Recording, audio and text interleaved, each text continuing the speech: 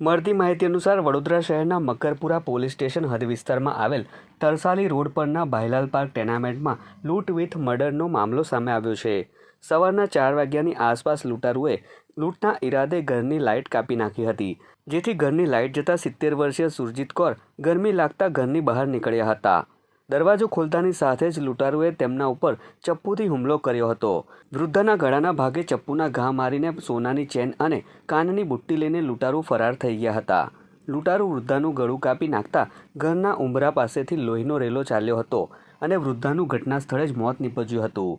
બનાવને લઈ મકરપુરા પોલીસ મથકનો સ્ટાફ પીઆઈ, એસીપી, ડીસીપી સહિત ક્રાઇમ બ્રાન્ચની ટીમો તાત્કાલિક ઘટના સ્થળે પહોંચી હતી।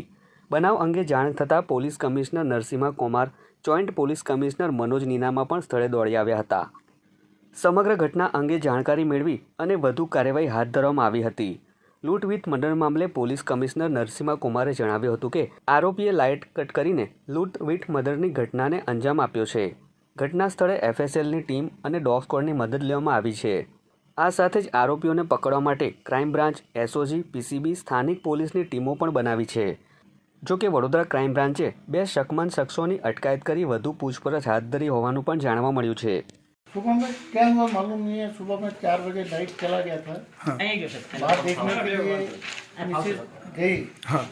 उस टाइम पे उसके ऊपर अटैक किया किसी ने, मेरे को पता नहीं।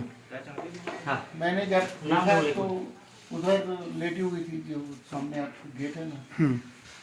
મકરપુરા પોલીસ સ્ટેશન વિસ્તારમાં આજે વહેલી સવારે એક રોબરી વિથ મર્ડરની કેસ રિપોર્ટ થયું છે।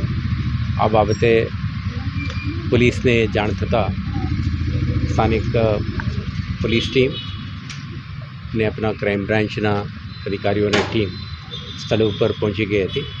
અત્યારે હું પણ સ્થળ નિરીક્ષણ કરીને આપણા બનાવવાળી જગ્યાએ જે પરિસ્થિતિ છે, સંભવિત જે ક્રિમિનલની એન્ટ્રી પોઈન્ટ, કેવી રીતે ઘરની અંદર વીજળી કટ ઓફ કરવાની જે પ્રયાસ થયું છે અને તે પછી ઘરમાં રહેતા 2 સિનિયર સિટીઝનોમાંથી એક બહેનને ઇન્જરી પહોંચાડીને એમના કાનના બુટ્ટી અને ગલાના એક ચેઇનનું જે રોબરીના સમગ્ર ઘટનાક્રમ બાબતે આપણે વિઝિટ કરી છે। આ ઘટના અંગે ફોરેન્સિક સાયન્સ ટીમ, પોલીસ, સ્થાનિક પોલીસના ટીમો, crime branch, prevention of crime બ્રાન્ચના ચુનંદા અધિકારીઓના ટીમ ઘટનાના જે વિગત, દેખાતું મોડસ ઓપરેન્ડી, અગાઉ આ વિસ્તારમાં બનેલા આ પ્રકારના બનાવોના ઐતિહાસિક ઘટનાઓ અને તેમાં સંડોવાયેલ ક્રિમિનલો, આ બધા વિગતોને ધ્યાને રહી આપણે એક વિસ્તૃત તપાસ હાથ ધરી છે।